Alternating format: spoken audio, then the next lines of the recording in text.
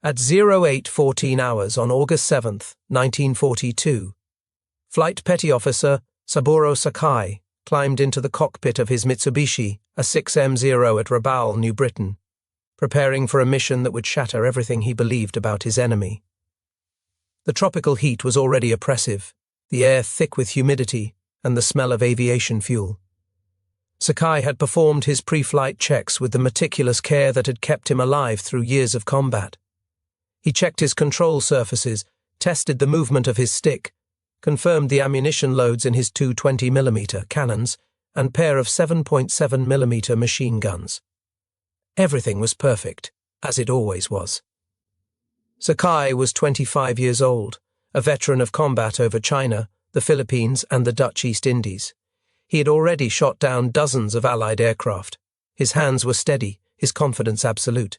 He came from samurai lineage, his ancestors having fought in Japan's wars for centuries. The warrior code of Bushido ran through his veins. The Americans, he had been told, were soft, decadent, incapable of standing against the warrior spirit of Japan.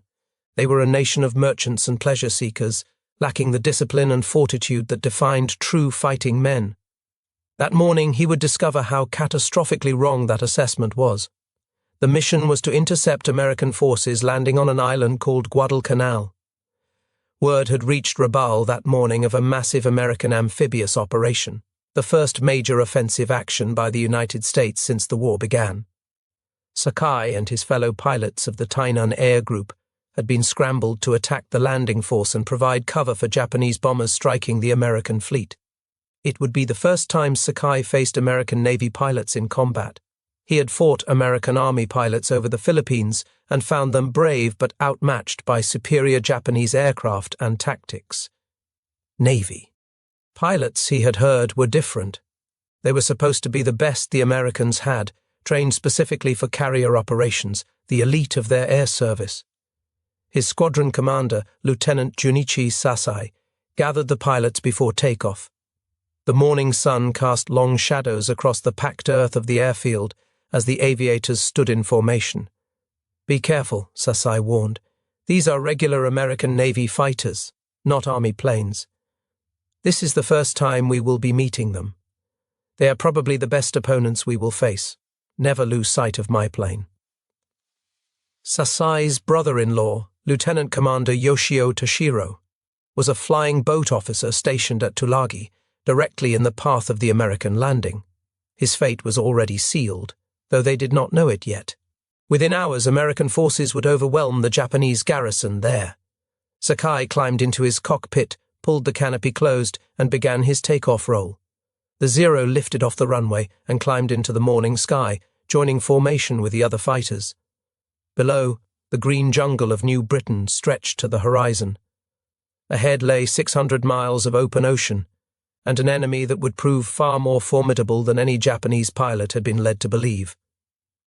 What happened over the next several hours would mark the beginning of a profound transformation in how Japanese pilots understood their American adversaries.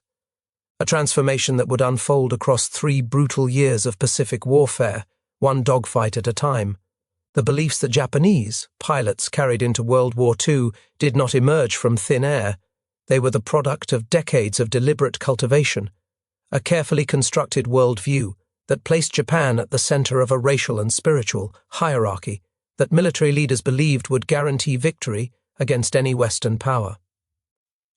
Japanese military doctrine in 1941 rested on a concept called Yamato Damashi, the Japanese spirit.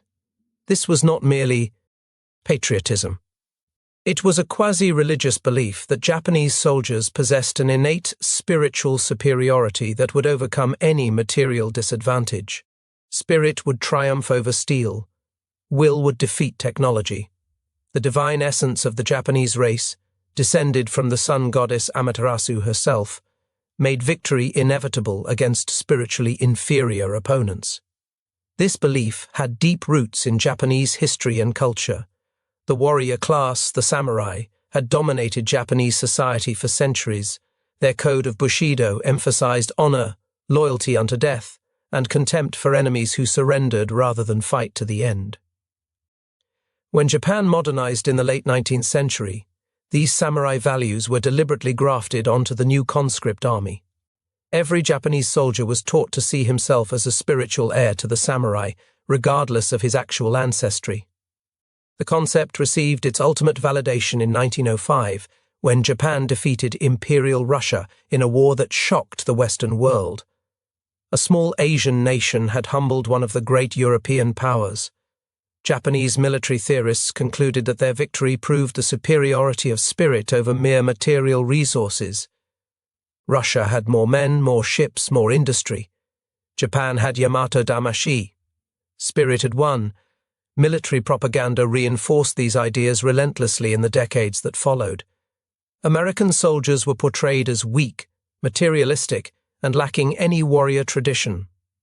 Japanese newspapers and films depicted them as a nation of frightened housewives, labor agitators, and greedy businessmen who would crumble at the first sign of serious resistance. One popular wartime film showed American soldiers as morally decadent and physically weak devils, incapable of standing against the purity and virtue of Japanese warriors. The armed forces were told that American forces would not come to fight them, that Americans could not fight in the jungle and indeed could not stand warfare of any kind. Accounts of prisoners of war depicted the Americans as cowardly and willing to do anything to gain favor with their captors. Subordinates were actively encouraged to treat prisoners contemptuously, to foster feelings of superiority toward them. This contempt extended specifically to American pilots. Before the war, some Japanese military theorists argued that Americans made poor aviators because they lacked the discipline and spiritual fortitude required for aerial combat. One pre-war analysis suggested that Americans had a defective sense of balance that made them unsuitable for flying. The American love of comfort, of safety, of individual preservation over collective duty would make them hesitant in battle. They would break and run when confronted with true warriors who did not fear death. Japanese pilot training reinforced this superiority complex through a selection and education process that was among the most rigorous in the world. The program was brutally selective, accepting only the most exceptional candidates from thousands of applicants. A young man hoping to become a naval aviator had to pass a series of examinations that eliminated all but a tiny fraction of those who applied. Those who made it into the program faced years of intensive training. The curriculum lasted 2 to 3 years and produced aviators with 700 hours or more of flight time before they ever saw combat. Pilots practiced gunnery, navigation, formation flying, and acrobatics until the skills became instinctive. They learned to push their aircraft to the absolute limits of performance. The training was also physically brutal. Recruits were severely beaten with rattan sticks for the slightest perceived infractions. Saburo Sakai later described it in stark terms. "I remember sometimes passing out from the blows. The body and mind can take only so much punishment. When a recruit passed out, they would throw cold water on him to revive him, then continue the beating. We were to suffer in silence. Period." By contrast, American pilots at the war's beginning often had far less experience. The peacetime American military had been small, its pilot training programs limited in scale. Many American pilots who would face the Japanese in the opening months of the war had only a few hundred hours of flight time. Some had even less. Japanese veterans looked at their American counterparts and saw inexperienced boys in inferior aircraft. The assessment seemed reasonable based on the evidence available. American pre-war fighter designs, aircraft like the P-36 and the F-2 Buffalo, were clearly outclassed by the Zero. Japanese pilots who had tested captured American planes confirmed their inferiority. Everything pointed to an easy victory. The early months of the war seemed to confirm every Japanese assumption. Pearl Harbor, the Philippines, Malaya, the Dutch East Indies, one victory followed another with stunning speed. Japanese Zeros dominated the skies, shooting down American P-40 Warhawks, P-39 Airacobras, and F-2 Buffaloes with apparent ease. In the Philippines, Japanese pilots destroyed most of the American Air Force on the ground in the opening attacks and swept aside what remained in aerial combat.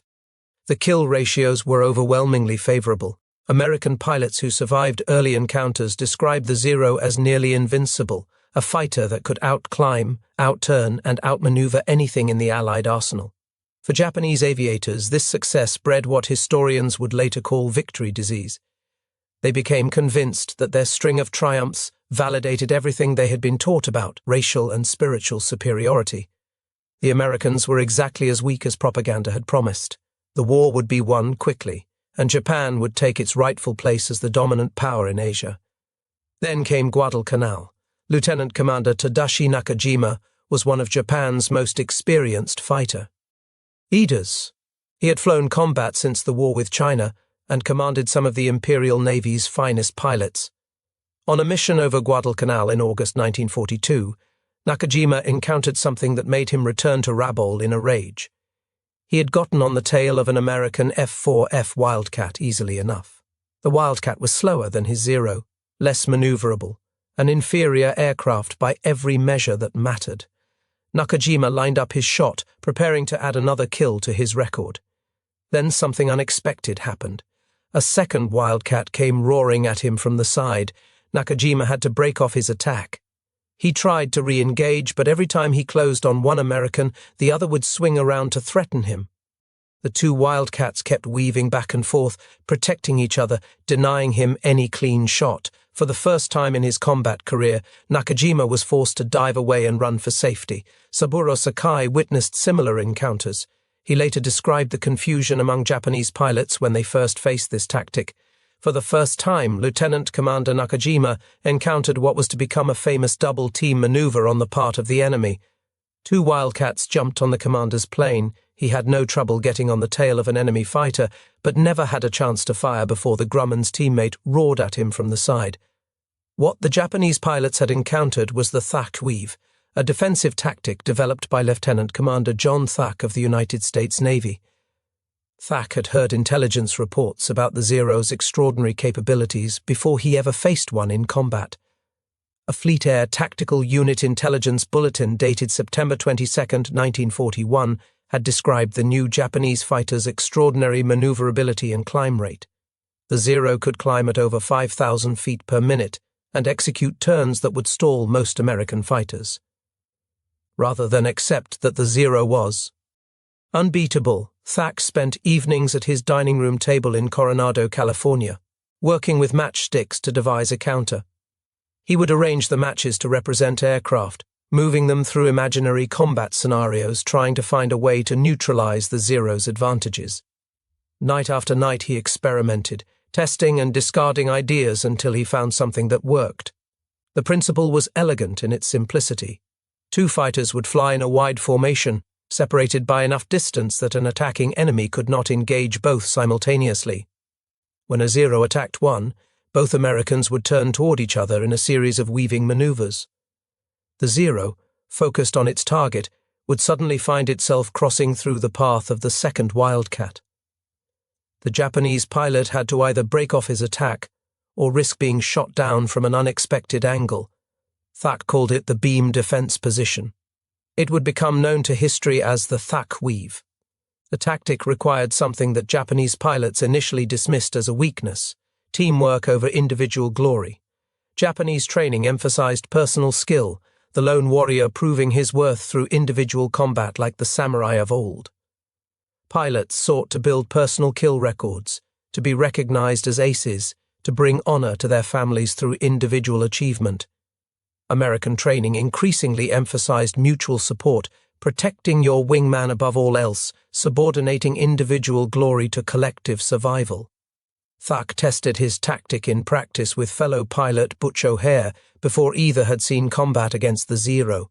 At the Battle of Midway in June 1942, Thach had his first chance to try it against actual Japanese fighters. His flight of 6 Wildcats from Fighting Squadron 3 on the USS Yorktown was escorting torpedo bombers when they were bounced by 15 to 20 Zeros.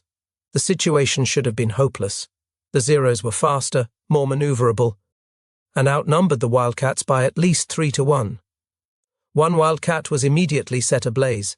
Another had its radio knocked out.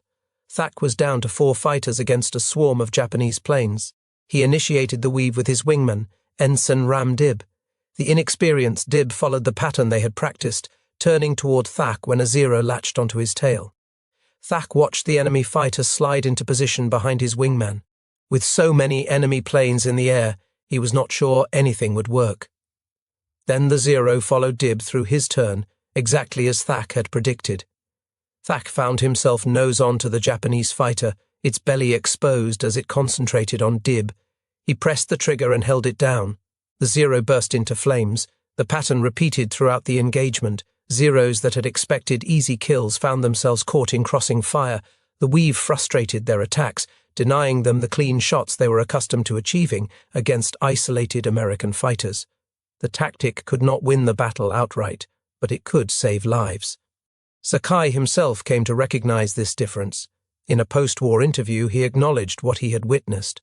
"I am confident that Japanese pilots were superior on a one-on-one basis," he said, "but the ability to work as a team, both offensively and defensively, that the Americans had was very impressive. Perhaps this comes from the team's spirit and thinking they developed playing American football. This hit us particularly hard in the air engagements from the middle of the war onwards. They all wanted to win. Combat makes the pilots' will to win stronger. With every fight, they became much stronger." That observation cut to the heart of something Japanese pilots struggled to understand. The Americans were not fighting as individuals seeking honor. They were fighting as a coordinated unit seeking victory, and they were getting better at it every day. On the same day Nakajima raged back to Rabal, Saburo Sakai had his own encounter that would haunt him for years. The sky over Guadalcanal was chaos. Japanese bombers were making their runs on the American fleet, while Zeros tangled with defending fighters. Smoke rose from burning ships in the harbor below. The sound of gunfire crackled across the radio frequencies. Sakai had already scored hits on several enemy aircraft when he spotted what he thought was a formation of American fighters. He counted 8 aircraft flying in formation, their distinctive silhouette suggesting F6F Wildcats. Easy prey for an experienced Zero pilot who caught them from behind. Sakai banked his Zero and moved to attack, climbing slightly to gain a height advantage before diving on the unsuspecting Americans. As he closed, he realized his mistake. The aircraft were not Wildcats. They were SBD Dauntless dive bombers, each with a rear gunner armed with twin 30-caliber machine guns specifically designed to fend off attacking fighters. Sakai had flown directly into a hornet's nest. The Dauntless gunners opened fire simultaneously. A storm of 30-caliber bullets tore into Sakai's cockpit. The noise was overwhelming, metal striking metal, the crack of rounds passing through the canopy. Sakai felt impacts all around him. One round struck him in the head. The bullet destroyed his goggles, creased his skull, and exited through his forehead. The impact blinded him instantly in his right eye and left him unable to see from his left due to blood pouring into it. Half his body went numb with paralysis as the nerves were damaged. His Zero, suddenly unpiloted, rolled into a dive toward the ocean far below. The pain was indescribable. Sakai later compared it to having his head split open with an axe. He could not see, could not move properly, could barely think through the agony. Blood covered his face and filled his mouth. The altimeter was unwinding rapidly as his plane dove toward the water. By any reasonable measure, Sakai should have died. The wound was catastrophic, the kind that kills instantly or leaves a pilot too incapacitated to do anything but crash. He was hundreds of miles from base over open ocean, surrounded by enemy aircraft, flying a damaged plane with failing systems. Most pilots would have simply crashed into the sea. Many would have been unconscious before they hit the water. Sakai did not give up. Fighting through waves of agony and disorientation, he regained partial control of his aircraft. His right hand still worked, and he could feel the stick. He pulled back, arresting the dive just above the wave tops. The Zero leveled out, skimming the ocean's surface. He could not see to navigate. He could barely remain conscious. But he knew the rough direction back to Rabaul, and he knew that if he flew long enough in that direction he might find land. He set his heading by dead reckoning, pointed his battered Zero southwest, and began the longest flight of his life. For 4 hours and 47 minutes, Sakai flew his damaged fighter 640 miles across open ocean. He fought to stay awake, biting his lip until it bled, slapping himself with his working hand, doing anything to keep from passing out. The blood in his left eye occasionally cleared enough for him to glimpse his instruments before more blood obscured them again. Several times he considered giving up. The pain was unbearable. The distance seemed impossible. He was dying and he knew it. But something kept him going, some combination of training, pride, and sheer stubbornness that refused to let him die in the water. When he finally reached Rabaul, he nearly crashed into a line of parked aircraft. He circled the field 4 times, his fuel gauge reading empty, trying to line up an approach with one barely functional eye. On his second attempt, he managed to put his Zero down on the runway. Ground crews rushed to his aircraft, horrified by what they saw. Sakai's face was a mask of blood. His canopy was shot through with holes. The plane itself was riddled with damage that should have sent it tumbling into the sea.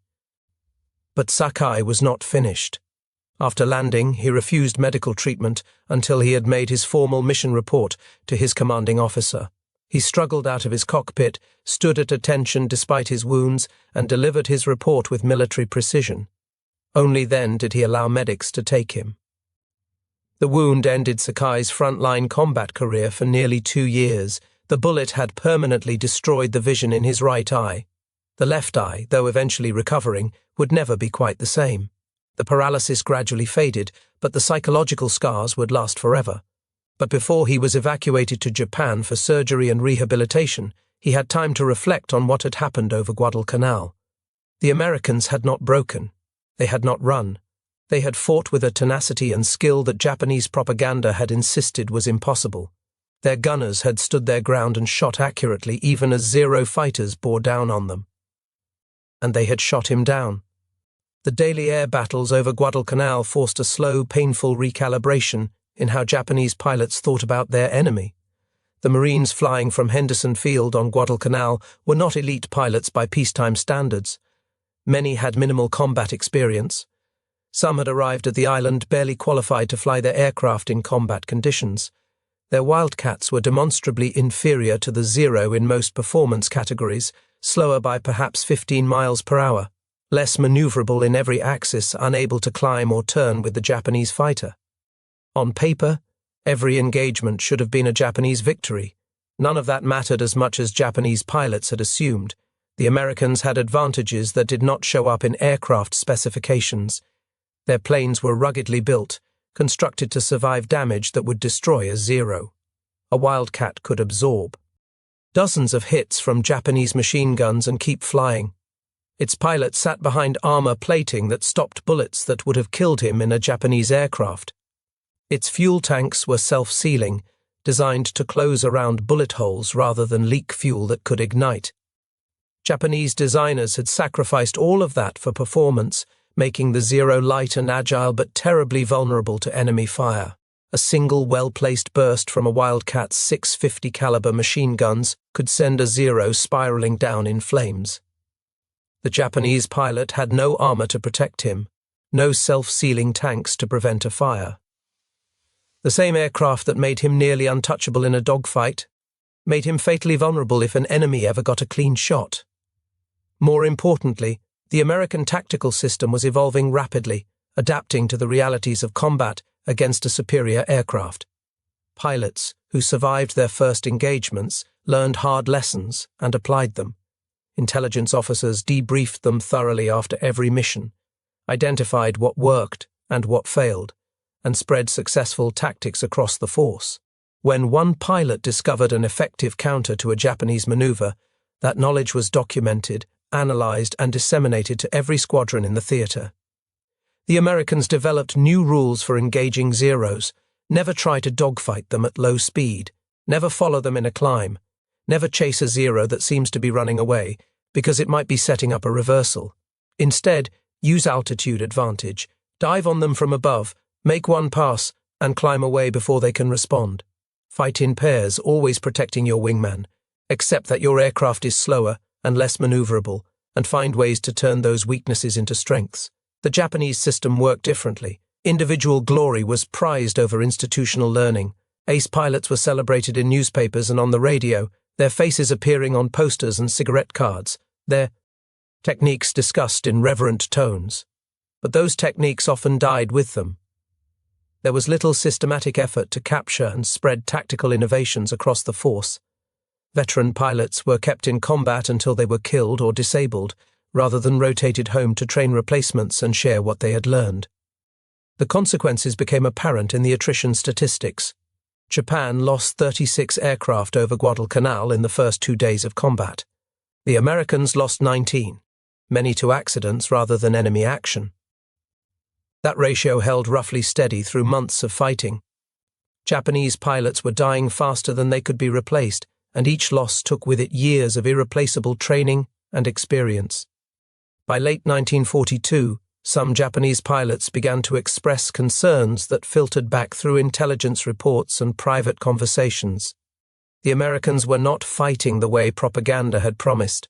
They were not cowards who would break at the first sign of resistance. They did not freeze in panic when engaged by superior aircraft.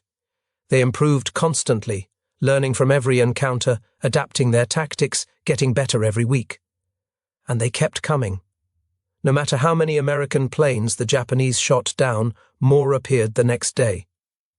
The supply seemed inexhaustible, an endless stream of aircraft and pilots from bases that Japanese bombers could not reach. The Americans were fighting a war of attrition, and Japan was losing. The transformation accelerated when the Americans introduced new aircraft designed specifically to counter Japanese advantages. In September 1943, a new fighter appeared over the Pacific, the Grumman F6F Hellcat. It was everything the Zero was not: big, heavy, armored, with a 2,000 horsepower engine that gave it speed and climb rate the Zero could not match. Japanese pilots called it a rude awakening. The Hellcat could absorb hits that would have destroyed a Zero, and keep flying. It could dive away from any engagement with speed the Zero could not match. It carried 650 caliber machine guns capable of tearing apart the lightly built Japanese fighters with a 2-second burst. Most devastatingly, the Hellcat was easy to fly.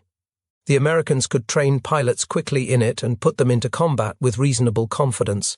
They would survive long enough to learn. The Zero demanded years of training to master. The Hellcat demanded months. The F-4U Corsair arrived around the same time, another powerful fighter that overmatched Japanese aircraft. Marine and Navy squadrons equipped with these new planes began achieving kill ratios that would have been unthinkable a year earlier. Where the Guadalcanal fighting had been roughly even, engagements in 1943 increasingly became one-sided American victories. Japanese veterans noticed the change immediately. The tactics that had worked against Wildcats failed against Hellcats. The Americans would not engage in turning fights where the Zero might have an advantage.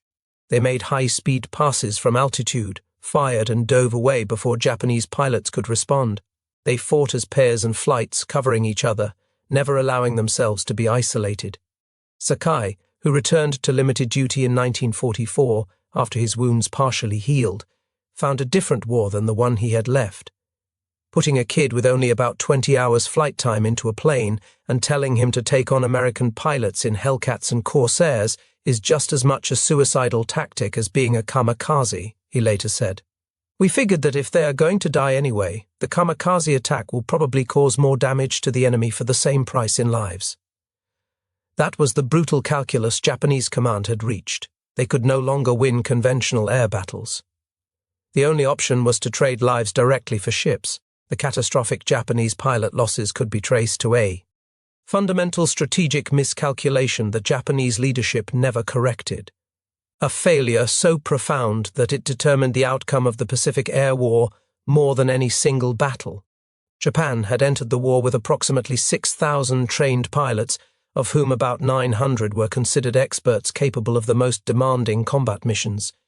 This was a force built for a short, decisive conflict, the kind of war Japan had fought against China and Russia. Japanese planners expected to win quickly, to knock America out of the war with a devastating opening blow before its industrial might could be mobilized. The entire strategy depended on American willingness to negotiate after suffering initial defeats. When that did not happen, when America responded to Pearl Harbor with determination rather than despair, the pilot shortage became critical. The problem was structural, built into the very foundations of how Japan approached military aviation. Japanese pilot training had been designed to produce an elite force, small in number but exceptional in quality, The rigorous selection process eliminated all but the most talented candidates. The lengthy training program, lasting years rather than months, produced superb aviators but could not scale up to meet wartime demands. American pilot training expanded massively after Pearl Harbor, growing from a modest peacetime program to an industrial-scale operation. The United States eventually trained nearly 200,000 pilots during the war, drawing from a civilian population that already had widespread exposure to automobiles, motorcycles, and mechanical systems. American teenagers had grown up tinkering with engines. Many had driven cars or trucks. Some had even flown civilian aircraft before enlisting. This mechanical familiarity provided a foundation that Japanese recruits often lacked. American flight schools operated around the clock, processing wave after wave of candidates through standardized training programs.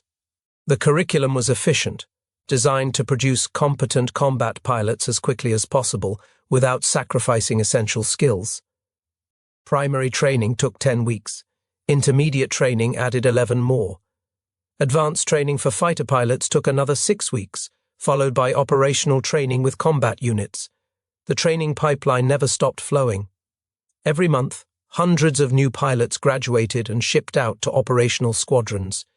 Every month, experienced pilots rotated home from combat zones to serve as instructors, passing their hard-won knowledge to the next generation. The system was designed for a long war of attrition, exactly the kind of war Japan could not afford to fight. Japan graduated only 46,000 pilots during the entire war, less than a quarter of the American total. Nearly half of those came in 1944, rushed through abbreviated programs that produced aviators with dangerously inadequate skills.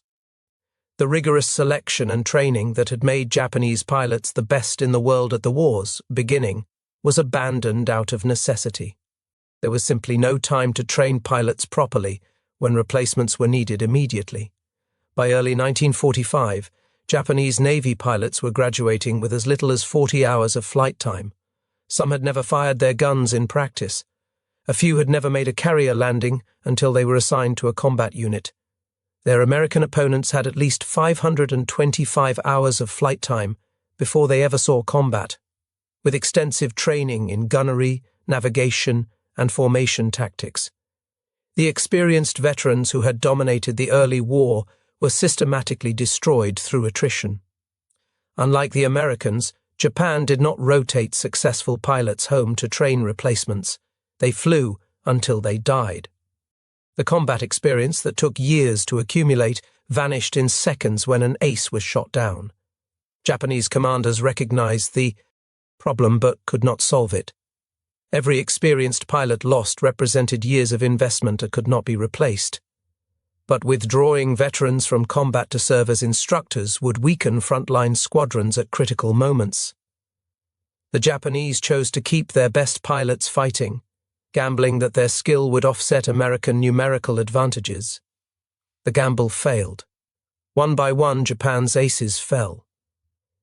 Hiroyoshi Nishizawa, considered by many the greatest Japanese fighter pilot of the war, was killed when his transport plane was shot down in October 1944. He had survived 4 years of combat only to die as a passenger.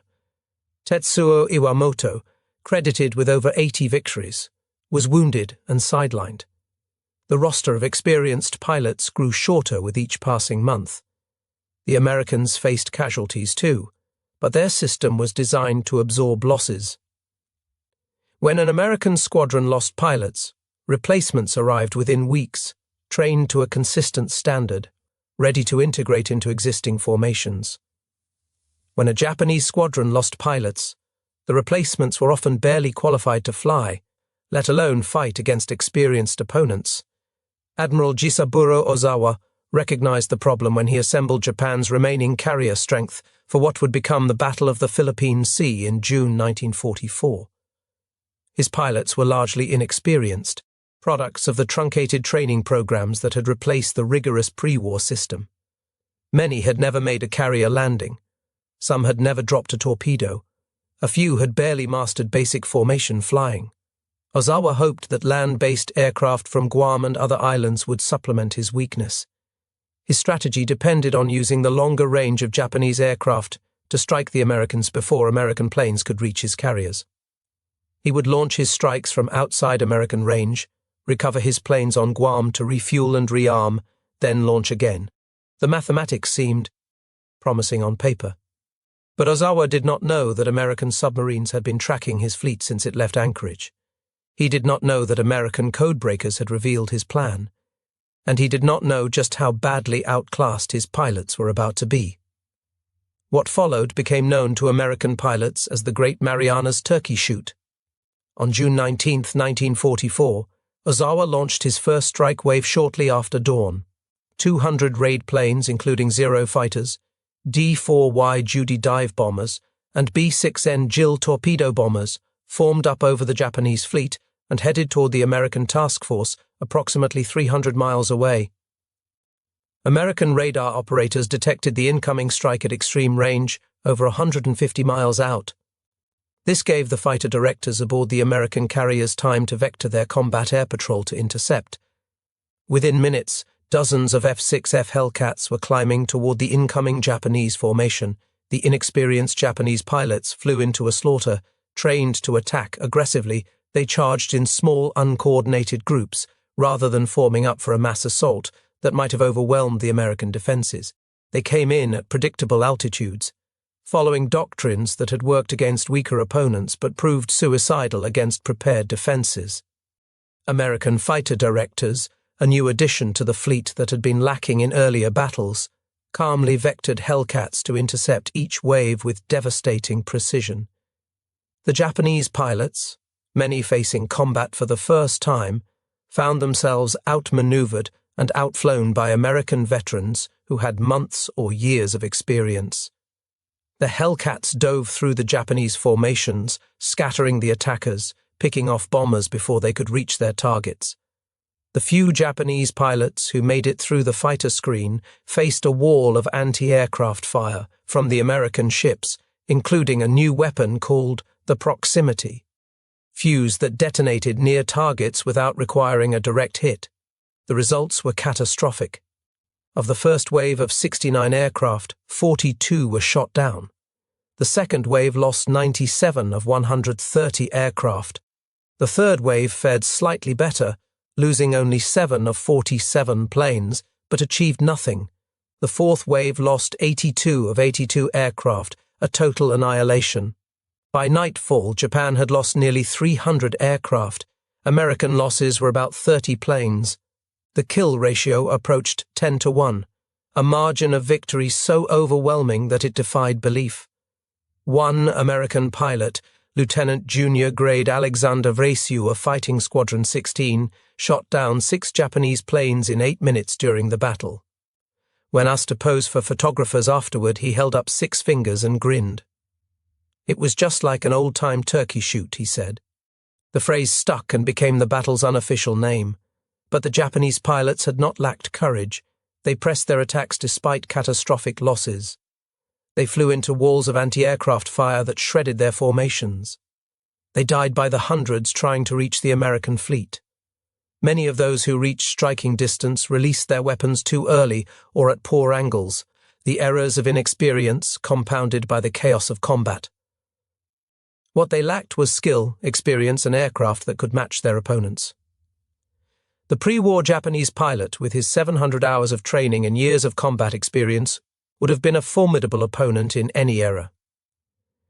The 1944 Japanese pilot, with perhaps 100 hours of flight time and no combat experience, was simply outmatched. American submarines added to the destruction. The USS Albacore torpedoed Ozawa's flagship, the carrier Taiho, the newest and largest carrier in the Japanese fleet. Inexperienced damage control crews failed to contain the resulting fuel vapor leak. 6 hours later, a massive explosion ripped the ship apart. 1,500 men died. The USS Kavala found the carrier Shokaku, one of the 6 carriers that had attacked Pearl Harbor nearly 3 years earlier. 3 torpedoes struck home. Fires raged out of control, reached the aviation fuel storage, and detonated the bomb magazines. The Shokaku went down with over 1,200 men. By the time the battle ended, Japan had lost 3 aircraft carriers and nearly 600 aircraft, along with hundreds of irreplaceable pilots. The American fleet had lost 123 aircraft, mostly in the desperate long-range strike on the second day, when planes ran out of fuel returning to their carriers. But most of those American pilots were rescued from the water. Japan had lost nearly everything. The defeat shattered Japan's naval aviation as a fighting force. The carriers that survived had no trained pilots to fly from their decks. Within months, many of those same ships would serve as decoys, empty platforms meant to draw American attention while the remnants of Japan's surface fleet made a desperate attack at Leyte Gulf. The pilots who survived the Marianas disaster found themselves facing an impossible situation. They could no longer win in conventional combat. The Americans had better planes, better pilots, and seemingly inexhaustible numbers. Every month, more carriers joined the American fleet. Every month, more Hellcats and Corsairs rolled off assembly lines. Japanese command responded with the kamikaze. Vice Admiral Takejiro Onishi organized the first official special attack units in October 1944. The concept was straightforward. Since Japanese pilots could not survive long enough to make multiple attacks, they would make one final attack count. They would crash their bomb-laden aircraft directly into American ships. The decision represented the complete inversion of everything Japanese pilots had believed at the war's beginning. They had entered the conflict confident in their superiority, certain that their skill would prevail. Now they were being asked to die not because they were better than the Americans, but because they were not. Sakai was among the veterans who viewed the strategy with barely concealed disgust. "All that stuff you read about dying for the emperor, Banzai, that is all crap," he said later. There was not one kamikaze pilot or soldier out there who was thinking anything about the emperor when they were facing death. They were thinking about their mother and their family, just like anybody else. The reason those final letters home that they wrote are so filled with emperor glorification stuff is because they knew the censors would read them, and because they simply wanted to try to make their parents proud. The kamikaze attacks killed over 7,000 American sailors and damaged or sank dozens of ships. But they did not turn the tide. American damage control teams learned to save ships that would have been lost earlier in the war. Combat air patrols shot down most attackers before they could reach their targets. The attacks did accomplish one thing. They demonstrated to the Americans that Japanese pilots, however outmatched, would not surrender. They would fight to the death. That realization shaped American planning for the invasion of Japan's home islands. Military planners estimated that an invasion of Japan would cost hundreds of thousands of American casualties, in part because they expected the same fanatical resistance that kamikaze pilots had shown. This calculation contributed to the decision to use atomic weapons rather than attempt a conventional invasion. The war ended on August 15, 1945, with Japan's surrender. In the years that followed, Japanese veterans grappled with what they had experienced. The beliefs they had carried into war, the certainty of Japanese superiority, the contempt for American fighting ability, all of it had been proven catastrophically wrong. Some veterans, like Sakai, became advocates for reconciliation. After the war, Sakai retired from the Navy and became a Buddhist acolyte, vowing never to kill anything that lived, even a mosquito. He met with American veterans, including some he had fought against. In 1970, he attended a meeting of the American Fighter Aces Association in San Diego. A P-51 Mustang pilot approached him through an interpreter. "Please tell Saburo that I read his book twice," the American said. "The feelings that he described were the same that I felt in combat. I am glad that we can share that understanding." Sakai accepted the reconciliation with characteristic honesty about what he had learned. After riding in a P-51 Mustang years after the war, he admitted that his beloved Zero was no longer number one with him. The Mustang could do things the Zero never could. It was, he acknowledged, a superior aircraft. That admission would have been unthinkable in 1941, when Japanese pilots believed their spirit would overcome any material disadvantage. The war had taught them otherwise. It had taught them that the Americans they had dismissed as soft and decadent would fight with skill, courage, and relentless determination. Takeshi Maeda, a pilot who had launched torpedoes at Pearl Harbor, became one of the most dedicated advocates for reconciliation between Japan and America. He returned to Hawaii multiple times, spoke at memorial ceremonies, and developed close friendships with American veterans who had been on the ships he attacked. "War is between countries," he explained.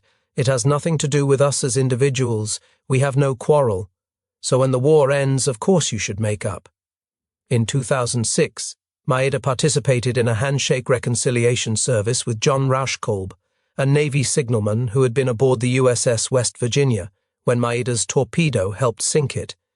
Rauschkolb had to swim under burning fuel while Japanese planes strafed the water around him. Yet decades later, he told reporters, "I have never held anything against them. They were doing their job. I was doing my job. We were military. They were taking orders. I was taking orders." That capacity for mutual respect, forged in the crucible of combat and preserved through decades of peace, stands as one of the war's most remarkable legacies. Saburo Sakai died on September 22, 2000, at age 84. He was attending a formal dinner at Atsugi Naval Air Station as a guest of the United States Navy when he collapsed from a heart attack. American officers rushed to help him, but he was gone. He had lived long enough to see his former enemies become his closest allies, long enough to acknowledge that American pilots had been worthy opponents who had earned his respect through their courage and skill, long enough to reject the poisonous ideology of racial superiority that had led his nation into war. His memoir, Samurai, remains one of the most widely read accounts of aerial combat in the Pacific. It presents the war from a perspective rarely seen in Western histories, that of a Japanese pilot who started the war believing in his nation's inevitable victory and ended it understanding exactly why Japan lost. The transformation in Japanese perceptions of American pilots between 1941 and 1945 represents one of history's most dramatic shifts in military assessment. Japanese aviators began the war convinced they faced an inferior enemy. They ended it knowing they had faced pilots who matched them in courage and exceeded them in resources, training systems, and tactical adaptation. That knowledge came at a terrible price. Japan lost approximately 40,000 pilots during the war, many in the final desperate months when undertrained young men were sent to die against overwhelming American superiority. The legacy survives in unexpected ways. At Atsugi Naval Air Station, where Sakai died, American and Japanese aviators now trained side by side. The alliance between former enemies has become one of the most durable in the world. Former Japanese pilots who once believed Americans would never fight have watched their grandchildren serve alongside Americans in joint exercises that would have been unimaginable in 1942. The story of how Japanese pilots learned to respect American aviators is ultimately a story about the destruction of dangerous myths.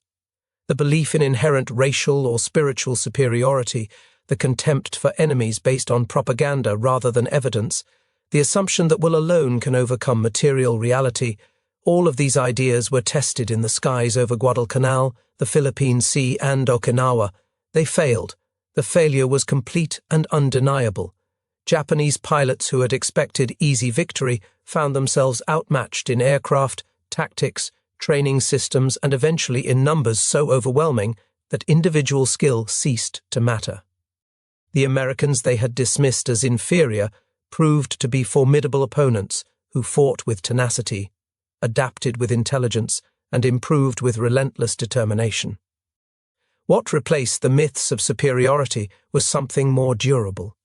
A recognition that courage exists on both sides of any conflict, that bravery is not the monopoly of any nation or race, that skill must be earned through training and experience, not assumed through birth or cultural superiority, that the enemy you dismiss as weak may surprise you with strength you never imagined.